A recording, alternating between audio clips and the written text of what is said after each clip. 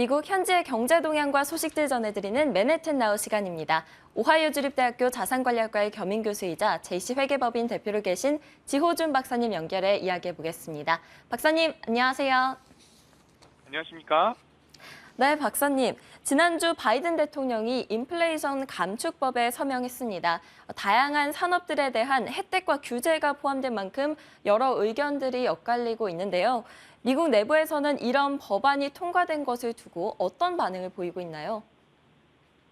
네, 그 Inflation Reduction Act, IRA라고 하는 이 법안이 우여곡절 끝에 지난 8월 12일에는 그 하원에서 통과되었고 또 16일에는 이제 바이든 대통령이 최종적으로 서명을 했습니다. 이번 그 IRA의 네 가지 키워드는 그 대기업의 그 법인세 증가, 또 기후 변화에 대응, 그리고 의료보험, 의료보장, 그 헬스케어의 확충, 그리고 마지막으로 그 국세청 세무감사 인력의 확대 또는 확충이라고 요약할 수 있을 것 같습니다. 그 IRA의 이런 어떤 그 재정 확충은 약 그 700 빌리언, 그 7,400억 달러가 될 것이라 예상을 하고요. 또 반대로 재정 지출은 그 400 빌리언, 그 4,400, 4,500억 달러로 예상을 하고 있는데요. 만약에 이번 그 법안이 정상적으로 집행될 경우에는 300 빌리언, 3천억 달러 정도의 재정 적자가 이렇게 줄어드는 효과를 제가 기대를 할 수가 있겠습니다. 물론 그 바이든 대통령이 그 취임 초기에 그 하려고 했었던 그 BB 플랜의 그 법안의 규모가 거의 1.75, 2 trillion dollars, 2조 달러에 가까웠던 것을 감안한다고 하면은 이번 법안의 예상 규모가 크게 축소되었다고 볼 수가 있습니다. 그런데 그럼에도 불구하고 그 바이든 정부와 또 민주당에서 이번 법안의 통과를 긍정적으로 보고 있는 그 이유는 그 기후 변화와 또 의료 시스템 확충에 어떤 그래도 어느 정도의 재정이 확보되었다는 이유 때문입니다. 구체적으로는 그 재생에너지에 대한 설비 투자가 이렇게 증대가 될 것이고 또 세제 혜택을 통해서 중산층의 어떤 친환경 차량, 전기차가 되겠죠. 이런 구입을 더 격려하면서 앞으로의 어떤 기후 변화, 이상 기온에 대한 기후 변화에 대해서 보다 구체적인 액션 플랜을 시행할 수 있게 되었다는 것에 그 큰 의미가 있다라고 볼 수가 있게 됐습니다. 이번 IRA를 시작으로 2030년까지 이 온실가스 배출을 그러니까 40%로 줄이겠다는 이제 바이든 정부의 어떤 그 환경 그 정책 목표가 본격적으로 시작될 것을 저 예상하는 만큼 앞으로 관련 산업과 또는 그 기업들의 움직임들을 저희가 잘 이렇게 살펴봐야 되지 않을까라고 생각을 하고요.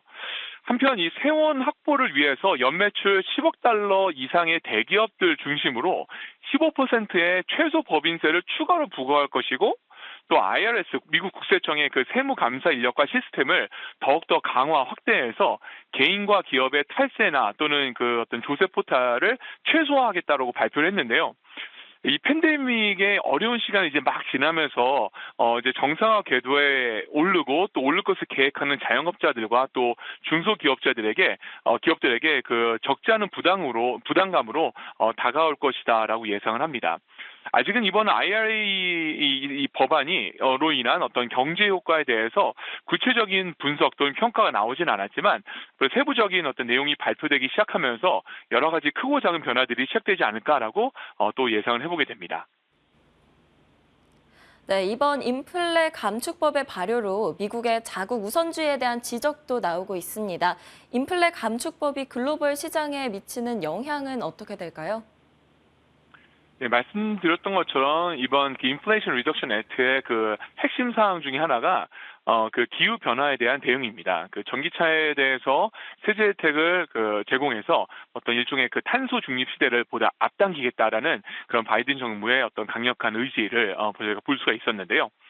구체적으로 이번에 IRA에는 일정 조건을 갖춘 전기차에 한해서 중고차의 경우에는 4,000달러 그리고 신차의 경우에는 7,500달러의 텍스 크레딧을 세액 공제를 해주겠다는 내용을 담고 있습니다. 그런데 문제는 그 요건을 충족하기 위해서 이 요건에 충족되기 위해서는 미국에서 차량을 조립해야 할 뿐만 아니라 내년 2024년부터는 일정 비율 이상을 미국에서 생산된 전기차 배터리와 또 핵심 원자재를 해야 한다라는 그런 추가 조건이 있다는 점입니다. 당장 내년 1월부터는 이제 일정 비율 이상을 미국과 또는 FTA 국가들에서 생산된 배터리와 또 핵심 광물, 원자재를 이 사용에 대한 이 추가 조건이 충족이 안 된다고 했을 때는 이제 여러 가지 문제가 발생할 수 있을 것 같고요. 단기적으로는 한국의 경우에는 한국의 어떤 그 전기 완성차 업체들에게는 뭐 타격이 불가피하지 않을까라고 전망을 합니다. 반대로 LG나 SK 등이 이미 그 수년 전부터 미국 내에 전기차 배터리 공장을 설립해서 가동 중이고 또 지금도 계속 확장을 하고 있는 기업들의 경우에는 이번 그 이제 감축 법안이 일종의 그러니까 호재로 작용할 것이다라고 생각을 하고요. 하지만 배터리 주요 부품과 원자재 조달이 그 미국 또는 FTA 국가들에서 50% 이상의 비율로 되어야 한다는 이 조건 때문에 여전히 그 중국산 원자재 의존도가 높은 현재 상황을 변경해야 되는, 바꿔야 되는 부담감과 또는 장애들이 또 예상을 저희가 할 수 있을 것 같습니다. 아마도 조만간 이 중남미 또는 아세안 중심으로 원자재 수급의 흐름이 바뀌지 않을까라고 조심스럽게 전망을 해볼 수 있을 것 같습니다. 네, 그럼 이번에는 미국의 고용시장 관련해서 질문 드리도록 하겠습니다.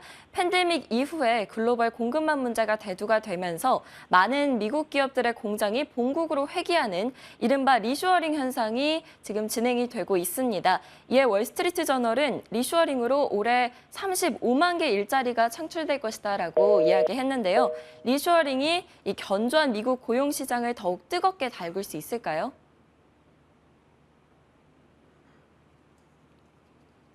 네, 박사님 혹시 들리시나요? 질문 다시 하도록 하겠습니다. 팬데믹 이후에 글로벌 공급망 문제가 대두가 되면서 많은 미국 기업들의 공장이 본국으로 회귀를 하는 이른바 리쇼어링 현상이 발생하고 있습니다. 이에 월스트리트 저널은 이 리쇼어링으로 올해 35만 개의 일자리가 창출될 것이다라고 이야기했는데요. 리쇼어링이 견조한 미국 고용 시장을 더욱 뜨겁게 달굴 수 있을지 궁금합니다. 네, 그 말씀하신 며칠 전 그 월스트리트 저널에서 그 리쇼어링 이니시어티브라고 하는 그 로비 단체에서 통계 자료를 바탕으로 팬데믹 이후에 이 리쇼어링 현황에 대해서 보고를 했었는데요. 그 팬데믹 기준으로 10년 전쯤인 그 2010년에는 리쇼어링을 통해서 창출된 미국의 신규 일자리는 한 6천 개 정도에 불과했었습니다. 그런데 2020년에는 18만 개로 늘어났고 또 작년 2021년에 26만 개로 늘어났다고 합니다. 특히 올해에는 35만 개 이상의 그 신규 일자리가 창출될 것이다라고 예상을 하면서 미국 기업들의 그 국내 복귀가 생각보다 더 빠른 속도로 되고 있다라고 저희가 볼 수가 있을 것 같습니다. 어떻게 보면 미국 입장에서 매우 합리적인 무브먼트이고 또 매우 실리적인 액션이라고 생각을 합니다. 그 이유는 그 수많은 미국의 어떤 그 제조 생산업체들이 지난 20년, 25년 동안 효율성과 수익성에 초점을 맞춰서 중국을 포함한 여러 동남아 외국의 공장을 또 그 설립하고 또 가동해 왔었는데요. 이번 코로나 사태와 특히 이제 우크라이나 전쟁을 거치면서 유통망의 어떤 어려움들, 붕괴와 또 사업의 불확실성에 대해서 더 어떤 기업의 이런 불확실성들이 기업의 존폐를 위협할 수 있는 그런 위험으로 다가올 수 있다라고 심각하게 보다 구체적으로 인지되지 않았나라고 생각합니다. 앞으로 당분간 그 이 리쇼어링이 계속되고 또 규모가 더 커진다고 하면은 아무래도 국제 정세와 또는 그 유통 시장에 그 적지 않은 충격이 그 반드시 있을 것이다라고 어렵지 않게 제가 예상할 수가 있겠습니다. 더불어 그 미국 고용 시장에도 변화가 있을 것이다라고 생각을 하는데요. 하지만 이제 개인적으로는 이 리쇼어링을 통한 수요의 증가 또는 그 인건비의 증가, 더불어서 실업률 감소로 이렇게 빠르게 이어질 것이라고는 이제 생각하지 않습니다. 여러 가지 이유가 있겠지만 특히 리쇼어링을 통해서 미국으로 이렇게 복귀하는 일자리들의 특성상 지난 2년 넘게 지속되고 있는 여러 이런 청년 실업의 문제 또는 잡 미스매칭의 문제들을 직접적으로 또는 단기적으로 해결하는 것이 쉽지는 않을 것 같아 보이고요. 앞으로 보다 장기적인 안목에서 리쇼어링을 바라봐야 하는 만큼 앞으로 1, 2년에 걸쳐서 방향과 흐름을 제가 자세하게 잘 파악할 필요가 있지 않을까라고 생각을 해보게 됩니다. 네, 박사님 방금까지 고용시장 다뤄봤으니까 이번에는 물가 관련해서도 질문 드리도록 하겠습니다. 요즘 휘발유나 우유 등 필수 소비재에 대한 가격이 하락하고 있습니다. 이에 인플레이션에 대한 우려도 한풀 꺾이고 있는 상황인데요. 근래 미국 물가 동향 그리고 현지 반응은 어떤지 궁금합니다.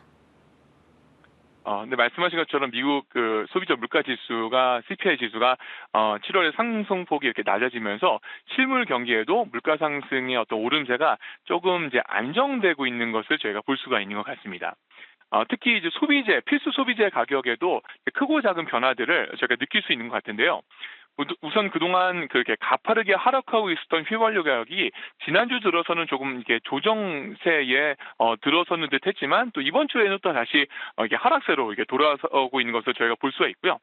아마도 이 그 당분간은 휘발유 유가 시장에 이렇게 일종의 가격의 박스권을 형성하면서 등락을 계속하지 않을까라고 예상을 합니다.